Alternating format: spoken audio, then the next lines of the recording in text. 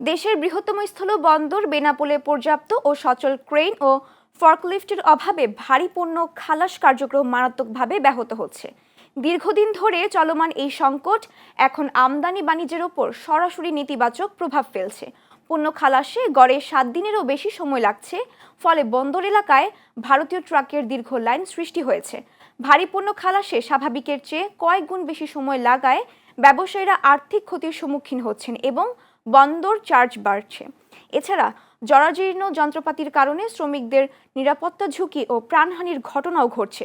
সংকট নিরসনে ব্যবসায়ীরা বিক্ষোভ করলেও কর্তৃপক্ষের অবকাঠামো উন্নয়নের ধীরগতি হতাশা বাড়াচ্ছে। অবিলম্বে আধুনিক যন্ত্রপাতি সরবরাহ ও দক্ষ ব্যবস্থাপনা নিশ্চিত করা না গেলে দেশের বৃহত্তম স্থলবন্দরটি দীর্ঘমেয়াদে বাণিজ্যিক সক্ষমতা এবং গুরুত্ব হারাবে।